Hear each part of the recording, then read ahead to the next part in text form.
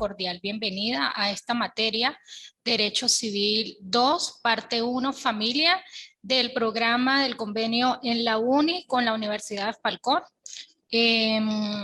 Para continuar la clase pasada que quedamos pendiente, hoy vamos a hablar de unos temas importantes que tienen que ver con el tema de familia. En el pensum de la universidad vemos la familia en dos partes, que es familia parte 1, que son los elementos fundamentales de lo que es la familia, y en la parte 2 que vemos acerca de lo que es el tema de familia y sucesiones, que se ve mucho más adelante dentro del pensum de la universidad. Tomando en cuenta el plan de evaluación que hemos desarrollado durante todo lo que va de trimestre, ya algunas actividades evaluadas, ¿sí? Siempre les hago o les recalco que es importante revisar el plan de evaluación y verificar exactamente cuáles son las actividades que tienen pendiente y cuáles son los requerimientos que como tal, como docente uno solicita del estudiante, porque existen algunas carencias, algunas falencias que tienen algunas de las actividades que enviaron. Bueno, por lo tanto es importante cumplir con el plan de evaluación a cabalidad y en las fechas establecidas como tal en la asignación de actividades. Les voy a compartir algunas láminas para aquellos estudiantes que necesitan apoyo visual en cuanto al tema de lo que es la familia y de la importancia de la familia dentro de lo que es la materia o dentro de lo que es la materia familia y el derecho como tal. Las normas que regulan la familia como institución son más que jurídicas, son normas de inspiración y contenido esencialmente ético, por cuanto nacen y se nutren de sentimientos afectivos que animan a los integrantes del grupo familiar. Es así que estas disposiciones de contenido personal se refieren a la unión de un hombre y de una mujer. En este caso estaríamos hablando de un matrimonio o en el caso como tal se podría hablar también de una unión estable de hecho. A los efectos de ¿qué? De la procreación, la procreación de un hijo, que da como tal posteriormente lo que es la filiación. Entre otros también podemos hablar de lo que tiene que ver con el contenido patrimonial, encaminados a disciplinar lo relativo a los bienes durante la existencia del matrimonio. Según Bonecase, podemos afirmar que es un conjunto de normas jurídicas, tanto de carácter personal como patrimonial, que de manera exclusiva y principal, accesoria y directa, se refiere a la organización y a la vida y a la disolución como tal de la familia. En cuanto a esto, cabe destacar que la familia no está regulada solamente por el derecho, sino que influye en otros factores como la religión, la moral, las costumbres, entre otras, configurándose un complejo de reglas y principios y obligatoria observancia como un profundo contenido ético, porque va ligado a lo que es la historia familiar, al contenido familiar y a la parte religiosa que profesan los integrantes de una familia como tal. Entre los caracteres del derecho de familia, pues tenemos algunos caracteres que son importantes y que son importantes distinguir y definir dentro de lo que es la familia. Recordemos que desde la época romana las personas han buscado la manera de agruparse. Como tal, en aquellas épocas pues teníamos el pater family, teníamos otra constitución de lo que era la familia. Hoy en día tenemos diversas formas de ver lo que es la familia, que es una organización o un conjunto de personas que se agrupan para un bien común. Un grupo de personas o dos personas que deciden contraer matrimonio y como tal pues dentro del derecho civil eso tiene unas regulaciones específicas. A continuación les voy a compartir unas láminas relacionadas con el tema de la clase que vamos a ver, de lo que es el derecho de familia, entendido como el conjunto de normas jurídicas, como les dije hace rato, de carácter patrimonial y familiar, que se unen en un conglomerado y se rigen a través acerca de normas y reglas que se establecen dentro del grupo familiar, de acuerdo a... Dentro de lo que es el derecho de familia también tenemos por aquí que es un conjunto de normas jurídicas de carácter personal y patrimonial. Personal porque genera una serie de vínculos y patrimonial porque regula también la parte patrimonial. Tenemos entre ellos lo que es los caracteres del derecho de familia. El derecho de familia tiene unas características particulares o peculiares que tienen que ver con la limitación al principio de representación. En algunas ramas del derecho nosotros podemos disponer a través de un poder la representación de nosotros en alguna situación determinada. En el derecho de familia, este principio de representación está limitada. Limitada mientras que en otros campos del derecho privado o el titular del derecho puede puede delegar en un tercero el uso o el ejercicio del derecho mediante un poder, mientras que en el derecho de familia esta facultad está limitada, lo permite en algunos casos mediante poder especial. Vemos por eso que casi en algunos casos, en algunas situaciones en que tenemos que presentarnos ante el Tribunal de Protección de Niño, Niña y Adolescente, pues se requiere que se presente la persona. Así requiere la asistencia de un abogado, pero que se presente con la persona como tal, porque hay algunos temas que son personalísimos y por lo tanto debe estar presente. No es permisible la modalidad del sometimiento a condición o término. En el derecho de familia, por el contrario, por ser los actos jurídicos, en su gran mayoría generadores de estados y condiciones personales, no puede admitirse la modalidad de términos o condiciones para su vigencia, y solo en los casos excepcionales, especialmente dentro del campo de lo patrimonial, se permite limitar la declaratoria de voluntad al cumplimiento de la condición o en el transcurso de un determinado espacio. Entonces allí vemos cómo el derecho de familia tiene algunas limitaciones en lo que tiene que ver con la representación y lo que tiene que ver con las condiciones o términos. Tampoco se admite como tal la transmisión de derechos. Por eso es que es importante darse cuenta que es un tema netamente pues, delicado. No admite la renuncia de derechos. Quiere decir que los derechos y potestades que se derivan de las relaciones jurídicas familiares no pueden renunciarse sino en casos excepcionales y siempre y cuando esta renuncia, lejos de afectar, vaya a proteger el interés de la familia. Podríamos hablar del caso de los temas de patria potestad. La patria potestad nunca se pierde, la patria potestad no se pierde por falta de uso o porque el padre no está presente, pero sí existe una posibilidad de suspender por un tiempo mientras el padre no la pueda ejercer, pero en cualquier momento la puede volver a recuperar. Entonces la patria potestad, que es una institución que es ejercida por padre y madre, no se pierde así tan fácilmente. Existe un procedimiento especial para esto. Tampoco se admite la transmisión de derechos. Igual que la renuncia a la transmisión de derechos dentro del campo del derecho familiar está excepcionalmente limitada a aquellos casos en los cuales, en función del interés del tutelado, se puede conferir a terceros el ejercicio de ciertas facultades inherentes a una potestad determinada. No pueden ser transferidos los derechos ni deberes inherentes a la patria potestad, que solamente puede ser ejercida por papá y mamá. Intervención amplia de la autoridad.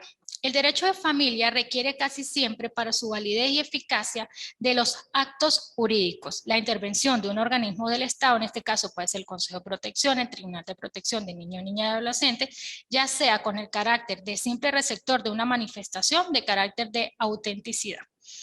La correlatividad de los deberes con las potestades o poderes que crean. Los derechos se crean no tanto para conferir potestades, sino para imponer los deberes, los que se demuestran en el hecho de que en tanto no es admisible la renuncia del poder o del derecho por una sola voluntad de su titular, que puede ser privado al no cumplir las obligaciones que le conciernen. Entonces podríamos decir que el derecho de familia se divide en tres grandes grupos. Lo que tiene que ver con la parte de la celebración del matrimonio, con todas las formalidades, los requisitos, los esponsales que se llevan ante el registro civil, y lo que tiene que ver con la parte de separación de cuerpos y divorcios. ¿Sí? Separación de cuerpos, que tenemos el procedimiento establecido en el Código Civil, y el procedimiento de divorcio, que también lo tenemos allí en el Código Civil. Enumera las causales para poder solicitar el divorcio. Y tenemos lo que tiene que ver con la filiación o las relaciones entre padres, hijos y demás parientes, que es la parte de lo parentesco consanguíneo, lo que tiene que ver con la obligación alimentaria y la obligación de manutención. Entonces allí vamos a hablar lo que es la filiación, cuándo se establece esta filiación y cómo se prueba la filiación. Ahorita el tema del derecho de familia es un tema que está, podríamos decir que en boga, o podríamos decir que tiene mucho que ver en lo que está sucediendo ahorita, porque estamos viendo que debido a la migración que se está dando en los momentos, pues se ha hecho necesario revisar o los padres hacerse la pregunta, ¿qué hacer en caso de que mamá o en caso de que papá se quiera ir del país? ¿Cómo queda la situación jurídica de los niños. Por eso es importante acudir pues a un abogado de confianza que le dé la recomendación necesaria antes de emigrar. Recuerden que nosotros nos estamos llevando niños, nos estamos llevando personas y es importante que no solamente nosotros, sino también nuestros hijos, nuestra familia, migre de una manera adecuada, de modo tal que su estadía en el nuevo país o en el nuevo lugar donde va a establecer su domicilio pueda ser lo mejor posible y que su hijo viaje con toda la documentación necesaria para evitar inconvenientes en el país de llegada. Tenemos entre la parte de la división del derecho de familia, tenemos lo que tiene que ver con las instituciones tutelares y de protección a niñas, niñas y adolescentes. Entonces podemos ver que el derecho de familia es muy amplio, es un conglomerado de situaciones, un conglomerado de situaciones que se van a presentar en un momento determinado y que son cosas muy personales, muy íntimas de los seres humanos como tal. Tenemos la división del derecho de familia en el derecho personal familiar y el derecho patrimonial familiar, que es donde vamos a ver todo lo que tiene que ver con la parte de los bienes o la distribución de los bienes. Para poder hablar de derecho de familia tenemos que hablar de parentesco como tal. ¿Qué es el parentesco?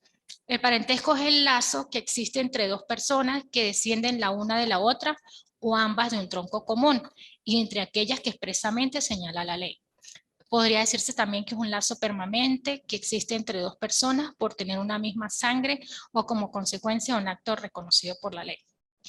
Entonces podemos ver que tenemos allí lo que es el parentesco, los efectos del parentesco como tal, que tenemos el parentesco consanguíneo, el parentesco por afinidad, cuando se establece el parentesco consanguíneo y cuando se establece el parentesco consanguinidad. Esos son temas importantes conocer porque cuando vamos a hablar al tema de herencias, vamos a tener mucho que ver con esta parte de lo que es la parte de la afiliación y el parentesco, entonces es importante manejar estos términos. Parentesco por consanguinidad. El Código Civil venezolano, en su artículo 37, nos habla de que el parentesco por consanguinidad es la relación que existe entre las personas unidas por el vínculo de sangre.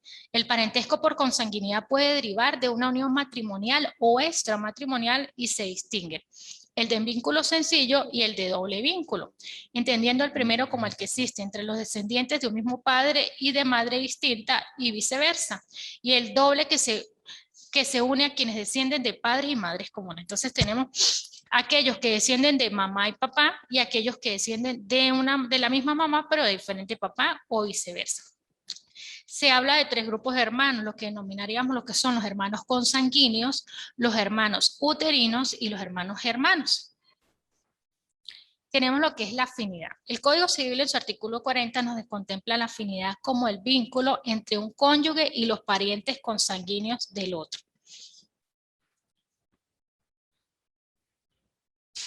Filiación.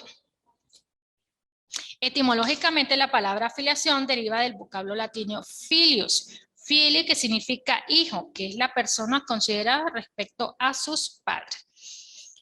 También tenemos que según el cual sería la relación parental consanguínea entre ascendientes y descendientes, o como dice Josserand, el autor nos habla de que es el nexo que une a las personas que descienden unas de otras o de un autor común. También tenemos el que se puede denominar como el nexo o relación que une al hijo con su padre y con su madre. O sea, el vínculo parental consanguíneo de primer grado en línea recta.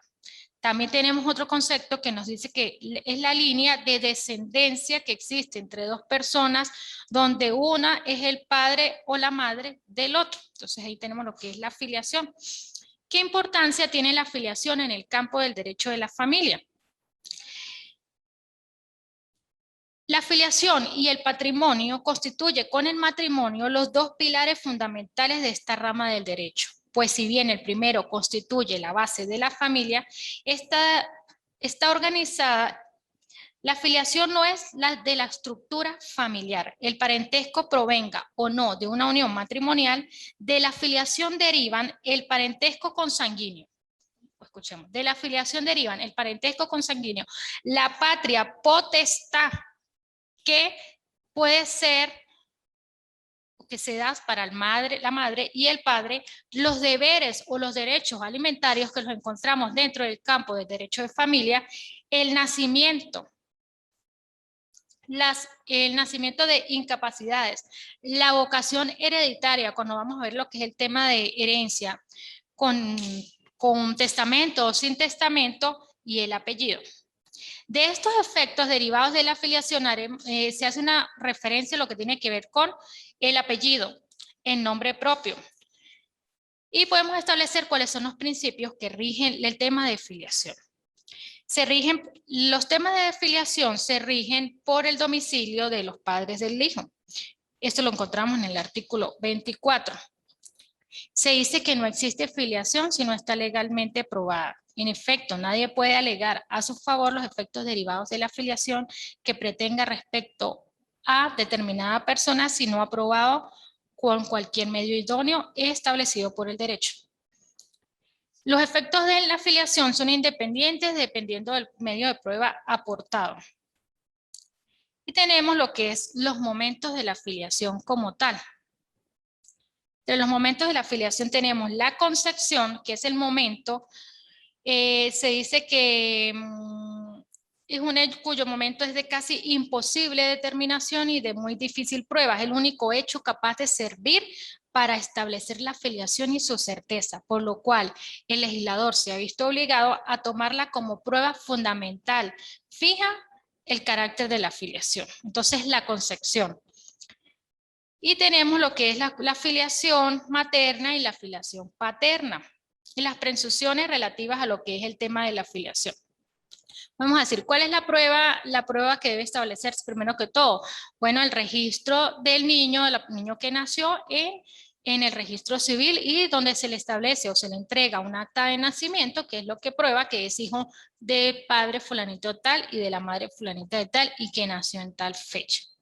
Todo esto pues va al registro civil. También existen pruebas de filiación, que en esos casos se pueden demostrar en un caso de que quieran demostrar lo que son las pruebas de paternidad, las pruebas de maternidad. La partida de nacimiento o la copia certificada del acta de la declaración de nacimiento inscrita en los libros del registro civil, donde está la identificación de la madre y la identificación del padre, es la prueba fundamental de la filiación. La posesión de Estado también se establecerá por la existencia suficiente de hechos que indiquen normalmente las relaciones de filiación y parentesco del hijo o de la hija con el madre o con el padre. También tenemos lo que son las pruebas secundarias, que nos habla de lo que es la sentencia judicial cuando el hijo fue inscrito bajo falsos nombres o como nacido de padres inciertos. También se puede hablar de unas suposiciones cuando encontramos una sentencia judicial donde puede ser el padre o la madre acude al Tribunal de Protección de Niña, Niña, Adolescente a realizar una impugnación de acta de nacimiento para dejar claro que ese niño o niña es realmente hijo de tal persona. Entonces, esos casos pues se ven, aunque no lo crean, sí se ven, personas que por alguna razón determinada, pues sus hijos no tenían apellidos, pongamos del padre, le colocaron el apellido de otra persona y pues posteriormente quiere su verdadero padre, pues reconocer a ese hijo que ya tiene un apellido. Entonces vemos un procedimiento que se da por el Tribunal de Protección de Niño, Niña, Adolescente. Y obviamente pues existe una forma como tal para probar que evidentemente ese niño es hijo de la persona que dice ser su padre.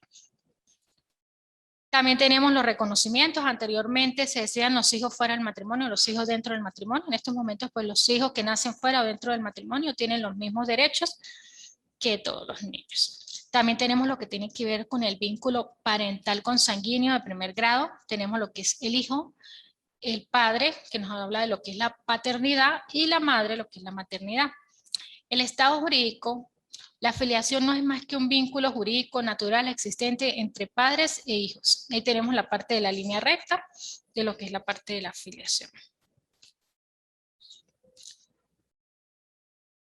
Se dice que la filiación y el matrimonio son los dos pilares fundamentales de esta rama del derecho, porque el matrimonio constituye la base de la familia organizada y la filiación es la base de la estructura familiar. Porque el parentesco provenga o no de la unión matrimonial, de la filiación, pues se derivan una serie de estados como tal, que lo hablamos hace rato, lo que es la patria potestad, entre otras.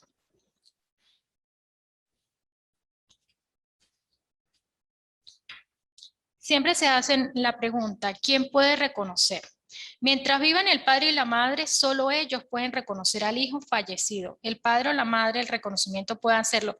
Al estar fallecido, el reconocimiento puede hacerlo sus ascendientes más cercanos de una u otra línea que concurran a la herencia y de mutuo acuerdo si pertenecen a la misma línea recta. El reconocimiento del concebido únicamente podrá efectuarse conjuntamente por el padre y la madre. En la Ley Orgánica de Registro Civil, en su artículo 90, nos habla de que consagra que las niñas y adolescentes pueden declarar el nacimiento de su hijo recién nacido en la Oficina o Unidad de Registro Civil sin necesidad de autorización de sus progenitores, representantes o responsables. Y en cuanto a los hijos que pueden ser reconocidos, el Código Civil venezolano nos habla de que pueden ser reconocidos por su padre o por su madre los hijos extramatrimoniales sin restricción alguna. También tenemos los efectos del reconocimiento. El reconocimiento voluntario realizado por madre o por su padre a fallecidos o fallecidos estos por sus ascendientes más cercanos de una u otra línea recta que concurran a la herencia y de mutuo acuerdo, sin pertenencia a la misma línea, es prueba de filiación extramatrimonial. Entonces tenemos otras situaciones derivadas del tema de filiación, del campo de la filiación, que pueden darse después de la muerte de alguno de los padres. También tenemos lo que es el reconocimiento voluntario, la eficacia del reconocimiento, el derecho del apellido. En el artículo 235 al 239 del Código Civil establecen las reglas concernientes a la determinación del apellido de las personas resultantes de la filiación natural, matrimonial o extramatrimonial. El reconocimiento, hablando dentro de los términos de la filiación, se dice que puede ser por vía judicial o por vía administrativa. Cuando no existe el reconocimiento voluntario de uno de los padres, toda persona tiene acción para reclamar judicialmente su filiación paterna o materna. Esto lo encontramos en el artículo 226 del Código Civil. Esta acción puede ser intentada en vida del hijo y durante su minoridad, por su representante legal y en su efecto por el Ministerio Público. Eso lo encontramos en el artículo 170 de la Ley Orgánica de Protección de Niño, Niña y Adolescente, o por los organismos encargados de protección del menor, del niño, niña y adolescente, o por el órgano quien ejerza su personería como el progenitor. Tenemos por aquí también principios que rigen la filiación. No existe filiación si no está legalmente probada. Los efectos de la filiación son independientes del medio de prueba aportado.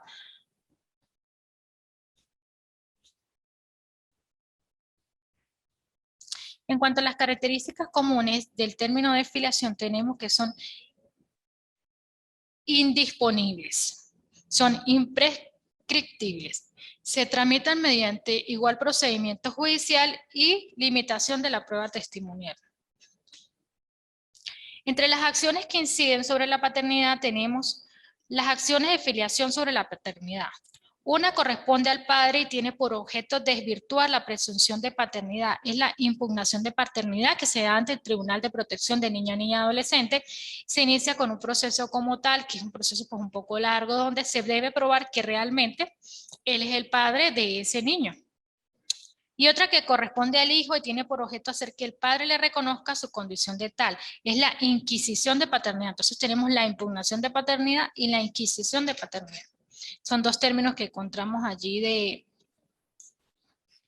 dentro de la Sala Constitucional del Tribunal Supremo de Justicia. Tenemos por allí en el Tribunal de Protección de Niños, Niñas y Adolescentes del Estado Zulia. Se aplicó el artículo 101 del Código Civil por considerar que colide con el artículo 56 de la Constitución de la República Bolivariana de Venezuela. Esto fue una acción intentada por un tercero para desvirtuar la presunción de paternidad de un hijo nacido dentro de una filiación matrimonial, cuyo padre biológico es el accionante. Allí tenemos la sentencia número 1443 del 8 de julio del año 2013, que señala que la época para la que se decretó el Código Civil no se completó expresamente la posibilidad de que fuera un tercero, es decir, el verdadero progenitor, o el propio hijo quien incoara la acción para desvirtuar la presunción ius tantum albergar en el artículo 201 del Código Civil. Asimismo, señala que no se trata de una colisión del artículo 201 con el artículo 56 de la Constitución de la República Bolivariana de Venezuela, que dé lugar a la desaplicación del referido dispositivo legal, pues el mismo no prohíbe ni excluye la determinación de la paternidad por una persona distinta al marido, sino que no regula expresamente una situación distinta. Allí la pueden revisar con calmita. Por otra parte, con esta sentencia, los órganos administrativos no pueden abstenerse de registrar el nacimiento de una persona solicitado por una mujer casada que ha tenido un hijo de una relación extramarital, fundamentando la negativa de la presunción prevista en el artículo 201 del Código Civil, que establece que el marido se le tiene como padre del hijo que haya nacido durante el matrimonio o dentro de los 300 días siguientes a su disolución o anulación. Ya podemos ver por allí tenemos una sentencia de apoyo. También tenemos las acciones que inciden sobre la maternidad. Tenemos lo que se denomina la impugnación de Estado y la reclamación de Estado. La impugnación de Estado procede esta acción cuando se desea desvirtuar la filiación materna de una persona nacida dentro del matrimonio, en razón de su partida de nacimiento o de su posesión de Estado. En efecto, como lo señala el artículo 199 del Código Civil, cuando falta la posesión de Estado y la partida de nacimiento, podrá demandarse el pretendido hijo la inexistencia de su filiación materna y éste deberá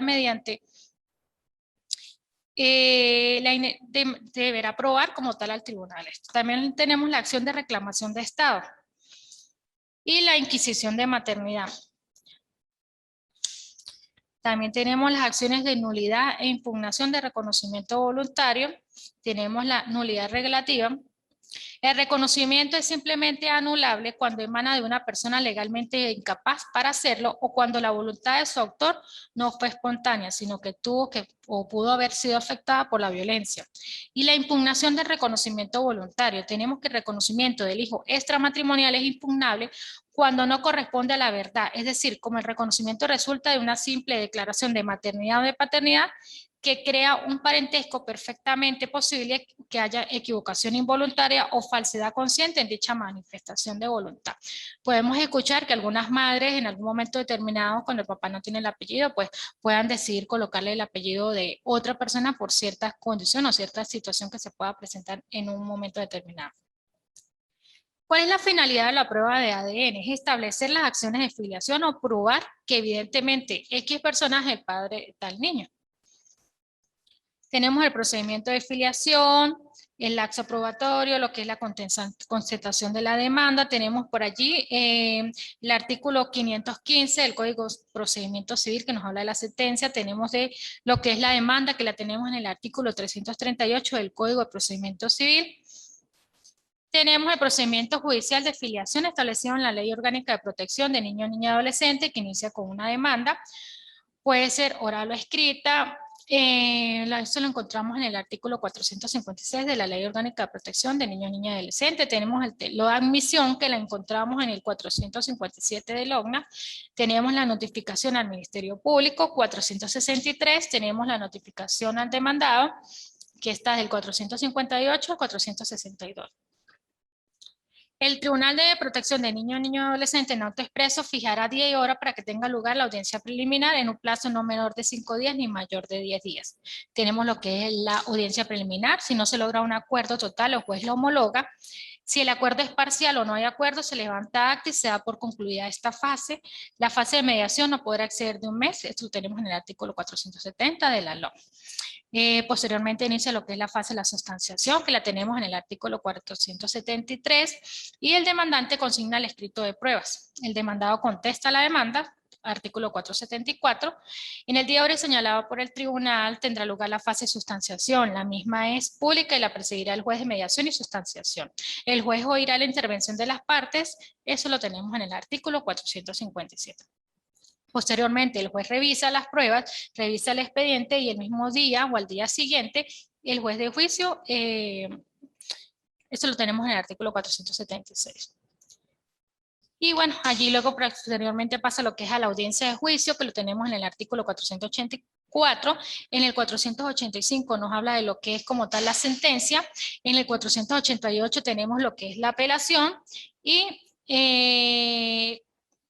segunda instancia, que es juez superior, lo tenemos en el 488 y tenemos como tal también el recurso de casación que lo tenemos en el artículo 489 de la LOA. Entonces podemos ver cómo tenemos allí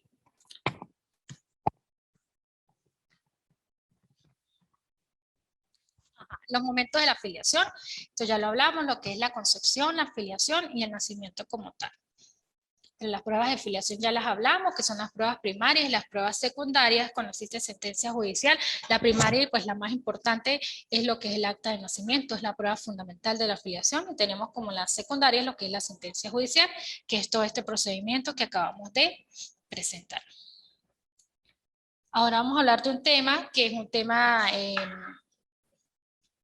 que algunas personas han tenido contacto, otros no, que es el tema relacionado con la adopción, que es ofrecerle una familia sustituta a aquellos niños o niñas que por alguna situación particular o determinada, pues no puedan estar con su familia de origen como tal.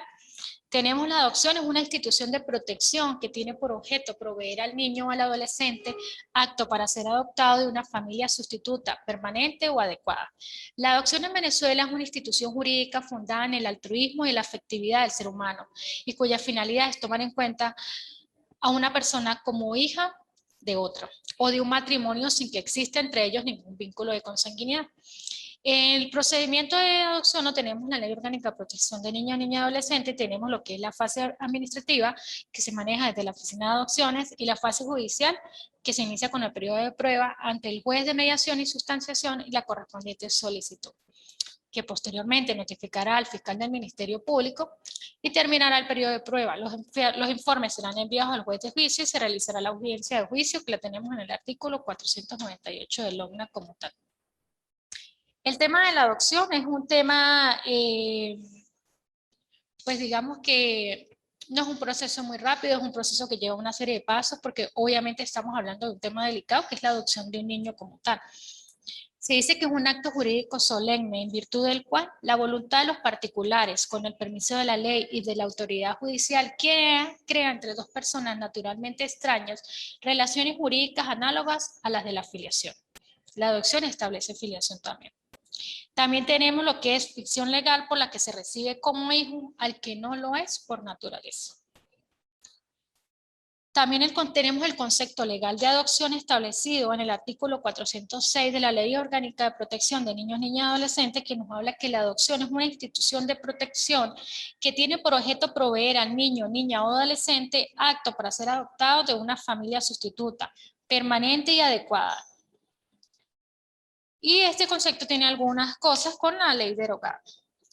Tenemos que la institución de la adopción pues también tiene sus antecedentes históricos del derecho romano y que podemos ver que hoy está establecido en nuestra Ley Orgánica de Protección de Niños, Niñas y Adolescentes. La adopción en Venezuela es un acto bilateral personalísimo, puro y simple, en inter vivo, solemne y regido por normas de orden público. Es bilateral, porque en esta relación intervienen dos partes o dos grupos, el adoptante o los adoptantes y el adoptado o los adoptados. Es personalísima, por cuanto sabemos que uno de los principios del derecho de familia es la limitación al principio de la representación. Solo, es decir, que cuando la ley exige determinados consentimientos en materia de familia, por regla general, las personas deben presentarse personalmente. La adopción es un acto puro y simple, puesto que no puede concebirse que nadie pueda adoptar ni ser adoptado a término o bajo condición o suspensiva o resolutoria. Eso lo tenemos en el artículo 416 de la LOA.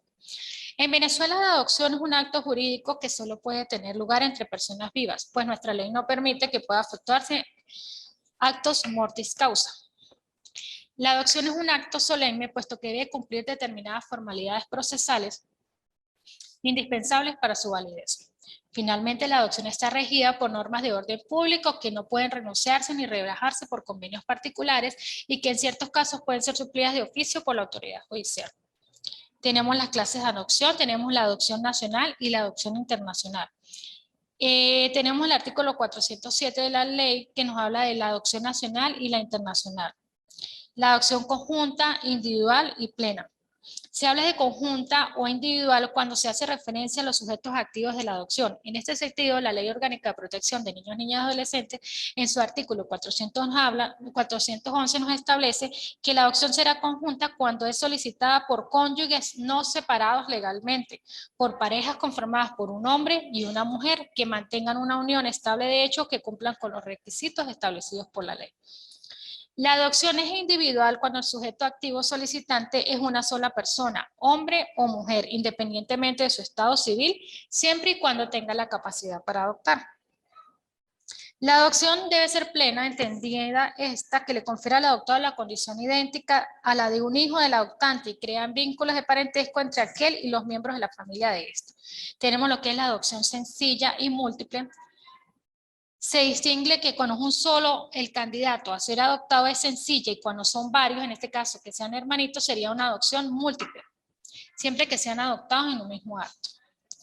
También tenemos la adopción de menores y mayores de edad. ¿Cuáles son los requisitos a adoptar? Siendo la adopción una institución de suma importancia para el derecho de familia, crea vínculos parentales para la sociedad, resuelve graves problemas como lo que es la infancia abandonada. Es lógico encontrar una ley con una serie de exigencias esenciales, tanto de fondo como de forma, que permitan garantizar la eficacia de la adopción.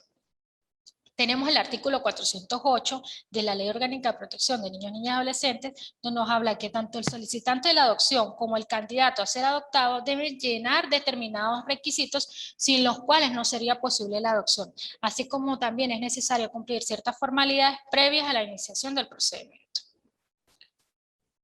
En cuanto a la capacidad de los adoptantes, deben tener en principio la capacidad general que se requiere en derecho. También tenemos lo que es los requisitos del candidato a ser adoptado. Tenemos que se debe establecer un informe sobre el candidato. Todo niño, niña o adolescente que llene las condiciones para ser adoptado debe ser objeto de un informe elaborado por la Oficina de Adopciones que contenga los datos diferentes a su identidad, medio familiar, historia médica, entre otras situaciones que van allí en el informe. Los informes son confidenciales. También tenemos lo que es la parte de la ausencia de impedimentos. Los impedimentos, cuando estamos hablando de cuáles son los requisitos legales para el ejercicio de la capacidad de adoptar.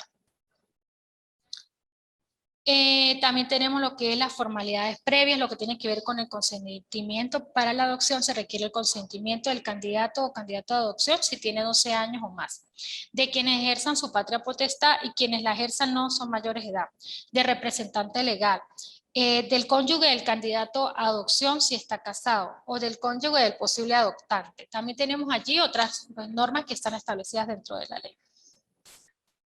También tenemos lo que es la prohibición de lucro, el periodo de prueba, el procedimiento de adopción que comprende dos fases. Tenemos la fase administrativa que está a cargo de las oficinas de adopciones y antecede a lo que es la fase judicial. Se inicia mediante solicitud de la parte interesada en adoptar o en dar adopción a un niño, niña o adolescente. Y la fase judicial que está a cargo de los tribunales de protección de niños, niñas y adolescentes. La fase administrativa contiene una serie de pasos extrajudiciales que persiguen el control y la eficacia del procedimiento. A través de ello, las oficinas de adopciones determinan la idoneidad de los solicitantes a la adopción y a la adoptabilidad de los sujetos pasivos para el posterior proceso, tratamiento e inicio del que es el periodo de prueba, donde el candidato a ser adoptado se trasladará a la residencia de los solicitantes actos y conformes con el interés superior del niño, niña y adolescente. También se inicia lo que es mediante la solicitud de adopción nacional. Mediante requerimiento formulado por el juez de mediación y sustanciados en la respectiva oficina estatal de adopciones.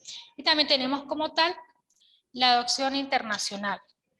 También tenemos el asesoramiento para el consentimiento y opiniones para la adopción, la determinación de la idoneidad de los solicitantes y las solicitudes de adopción internacional. Tenemos lo que es el periodo de prueba, que lo encontramos en el artículo 422 de la Ley Orgánica de Protección de Niños, Niñas y Adolescentes. Cabe resaltar que cuando el niño es adoptado, el juez emite una copia certificada del decreto de adopción al registro civil, donde se encuentra la partida de nacimiento original del adoptado, para que se estampe el margen la palabra adopción plena, y dicha partida quedará sin efecto legal mientras subsista la adopción, salvo para la comprobación de los impedimentos matrimoniales de acuerdo a lo previsto en el artículo 428. Entonces, este niño se le estampa la nota marginal y se le estampa una nueva acta de nacimiento. ¿Cuáles son los efectos de la adopción? Confiere al adoptado la condición de hijo o hija del adoptante y la condición de padre o madre en su defecto. Crea un parentesco entre el adoptado y los integrantes de la familia del adoptante, el adoptante y el cónyuge del adoptado, el adoptante y la descendencia futura de la persona adoptada, el cónyuge de la persona adoptada y los integrantes de la familia. La adopción extingue el parentesco entre el adoptado y los integrantes de su familia originaria. Sin embargo, la adopción no existen los impedimentos matrimoniales que existen antes o previo a esto. También tenemos lo que es la nulidad de las adopciones y los efectos de la nulidad y los recursos que se pueden interponer. ¿Cuáles son los documentos que deben anexarse? Para esa solicitud tenemos lo que es la copia certificada del acta de nacimiento, copia certificada de la partida del nacimiento de las personas a ser adoptadas, prueba auténtica del estado civil, copia auténtica de los respectivos consentimientos, informe sobre la actitud de los solicitantes. Tenemos lo que es la fase intermedia, la fase de adopción como tal. Entonces podemos ver que es un procedimiento que lleva una serie de pasos como tal para poder llevar a cabo lo que es la adopción como tal y pues que está establecido en la Ley Orgánica de Protección de Niño, Niña y Adolescente. El tema del matrimonio es un tema que ya habíamos conversado un poco acerca de lo que era el matrimonio en la grabación pasada, en la clase pasada, que se trata de un solo hombre y una sola mujer, que se concreta a través de determinados trámites que se realizan ante el registro civil, que en la Constitución de la República Bolivariana de Venezuela, su artículo 77 también protege las uniones estables de hecho, y tenemos en el Código Civil venezolano el artículo 41 al 196. También lo conseguimos en la ley del registro civil, en el artículo 99, el artículo 116. Tenemos el artículo 46, donde nos dice que no pueden contraer válidamente el matrimonio la mujer que no haya cumplido 14 y el varón que no haya cumplido 16. No se permite si es válido el matrimonio contraído por una persona ligada por otro anterior. O sea, allí hay una serie de... tenemos las clases de matrimonio, el matrimonio que impera en la legislación venezolana es el matrimonio civil. Posteriormente, pues las personas pueden casarse por la religión que profesa, pero el matrimonio civil es el matrimonio que impera en Venezuela, de acuerdo a lo previsto en el artículo 44 del Código Civil venezolano. Tenemos la parte de la sanción, la parte de los efectos matrimonio. Con el matrimonio, el marido y la mujer adquieren los mismos derechos y asumen los mismos deberes del matrimonio. Se dice que el marido y la mujer están obligados a contribuir en la medida de sus recursos. Los cónyuges de mutuo acuerdo tomarán las decisiones relativas a la vida familiar y fijarán el domicilio. El domicilio conyugal será el lugar donde el marido y la mujer tengan el asiento permanente o acuerden su residencia. El matrimonio, lo que tiene que ver con los bienes, pues se rige por las convenciones de la parte y por la ley. Cuando no hay capitulaciones matrimoniales, pues ahí entra a regir otro principio. Y tenemos que serán nulos los pactos que los esposos hicieran contra las leyes o las buenas costumbres o en detrimento de los derechos y obligaciones que respectivamente tienen en la familia. Allí tienen todo lo que es los bienes de las capitulaciones matrimoniales, el régimen de bienes y la sección de los derechos y deberes conyugales. Las capitulaciones matrimoniales, que son las que pueden hacer previo al matrimonio, que son pactos o contratos que se celebran con ocasión del matrimonio a los fines de establecer o determinar y reglamentar el régimen patrimonial de los esposos. En Venezuela existen dos tipos de sistema, uno que es el sistema contractual, constituido por las capitulaciones matrimoniales, que es un acto solemne que se realiza ante un registro donde se establece como tal las capitulaciones matrimoniales. En Venezuela se dice que el régimen contractual constituido por las capitulaciones matrimoniales y el sistema legal, que es un régimen establecido por el legislador y supletorio de la voluntad de los esposos. Tenemos por aquí que lo que es la comunidad conyugal, que en su efecto, cuando no hay capitulaciones matrimoniales, vamos a hablar de la comunidad conyugal, lo que es la comunidad de gananciales. La comunidad conyugal es una sociedad universal de ganancias. Este es el concepto que nuestro legislador le da en el artículo 1650 del Código Civil, donde al prohibir expresamente toda sociedad a título universal y exceptúa esta prohibición a sociedades gananciales entre los cónyuges. La sociedad de gananciales es aquella situación que la voluntad privada o la ley en su defecto declara establecida entre marido y mujer, en virtud de las cuales estos ponen en común y hacen suyos de por mitad al disolverse el régimen de los beneficios obtenidos indistintamente por cualquiera de ellos. Entonces, al no existir las capitulaciones matrimoniales, entra a regir lo que es la comunidad conyugal o la comunidad de gananciales entre esposos. Este régimen de comunidad conyugal se encuentra establecido en el ordenamiento jurídico en el artículo 148 del Código Civil que prevé. También tenemos lo que son los bienes de la comunidad conyugal, que es una pregunta que generalmente nos hacemos. Los bienes de la comunidad conyugal los tenemos establecidos en el artículo 156 del Código Civil, que son: se consideran en principio comunes todos los bienes que los esposos adquieran conjuntos o separadamente durante el matrimonio o por actos a título oneroso. Aquellos bienes obtenidos por ganancias o renta producida por el trabajo u otro medio o rentas o frutos provenientes de bienes comunes en los particulares de cada cónyuge. Son los bienes de la comunidad conyugal: los adquiridos a título oneroso durante el matrimonio, los adquiridos por el trabajo, profesión, oficio o industria, los frutos y las rentas o intereses de bienes comunes y propios, los bienes donados, el aumento del valor de bienes propios. Entonces, bueno, allí podemos establecer en nuestro artículo 156 del Código Civil. La administración de la comunidad de gananciales, las acciones relativas a los bienes comunes. Por ahí tenemos lo que es la comunidad conyugal, la comunidad de gananciales, que dice que es la sociedad que por disposición expresa de la ley existe entre marido y mujer desde el momento de la celebración del matrimonio hasta su disolución, en virtud del cual se hacen comunes de ambos los bienes gananciales, de modo que se partan por mitad entre ellos o entre sus herederos.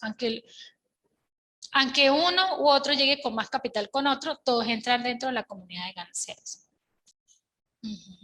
Bueno, con eso terminamos la segunda parte de lo que es el tema de familia, que es un tema pues que es bastante amplio, súper amplio, o sea, necesitaríamos muchas clases para hablar acerca de todo lo que son los temas como tal, pero pues por ahora lo vamos a dejar hasta aquí.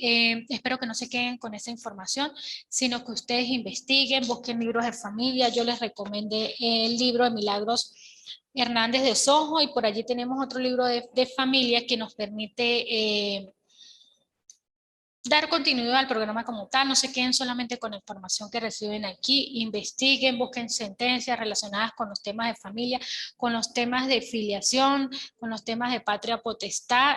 Ahorita es un tema que está en boga, lo que es el ejercicio unilateral de la patria potestad, la colocación familiar, entre otros temas. Entonces, bueno, no se queden solamente con la información que ven aquí, sino por favor investiguen más información relacionada con el tema. Muchas gracias, hasta luego.